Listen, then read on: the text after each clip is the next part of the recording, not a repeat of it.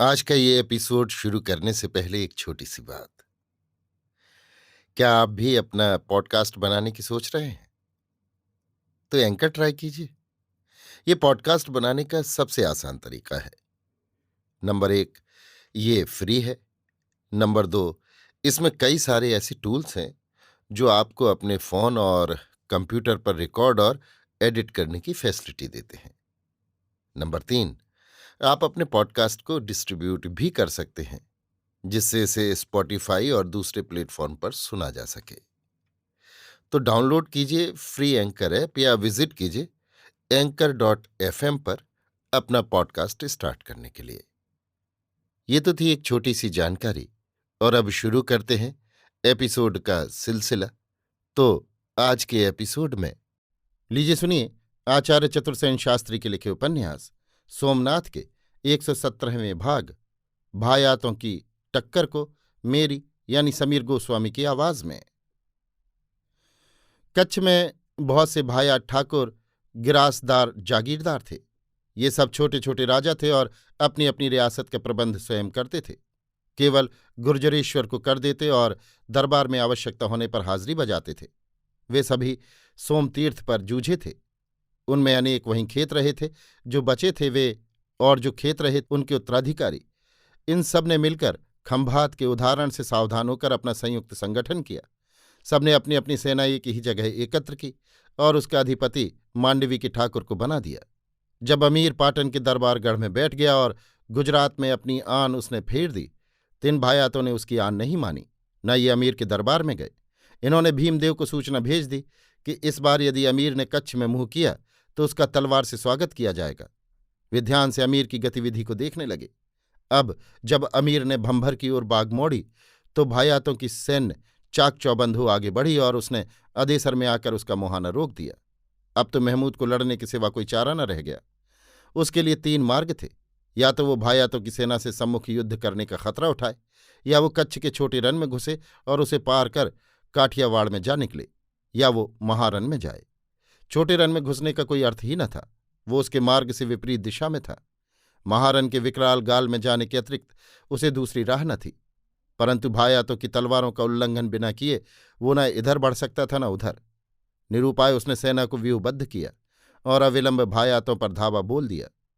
उसने अपने 3,000 मार वाले धनुर्धर और इतने ही बलूची घुड़सवारों को दाएं बाएं आक्रमण करने की आज्ञा दी तथा 10,000 पदातिकों को उसने सम्मुख मार करने को अग्रसर किया। पर इस बार भाग्य उसके साथ न था। भायातों ने लड़ते लड़ते और बिखरते हुए पीछे हटना प्रारंभ किया। अमीर ने इस कौशल पर ध्यान नहीं दिया। वो झटपट युद्ध का परिणाम देखना चाहता था।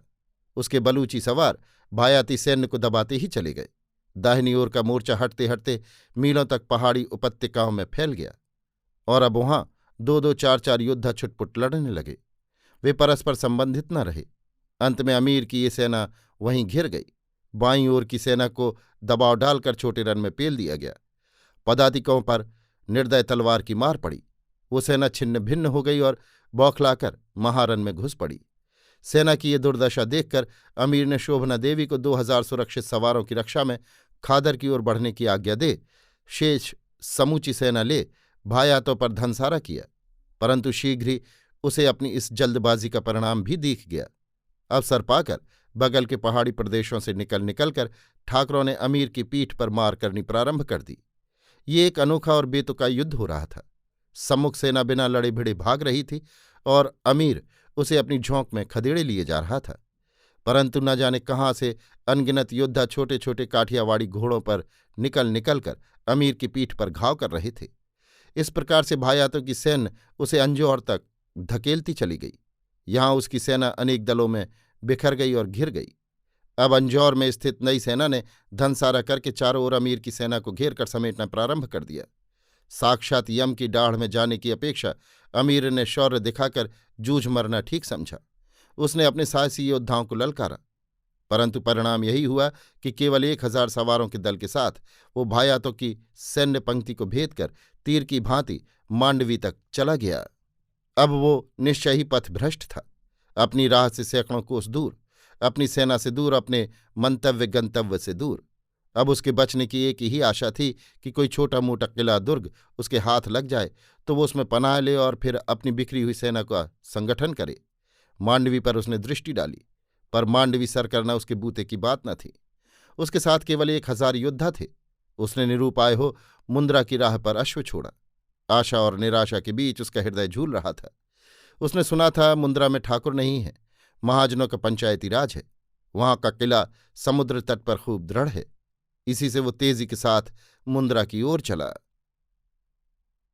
अभी आप सुन रहे थे आचार्य चतुर्सेन शास्त्री के लिखे उपन्यास सोमनाथ के 117वें भाग भायातों की टक्कर को मेरी यानी समीर गोस्वामी की आवाज में।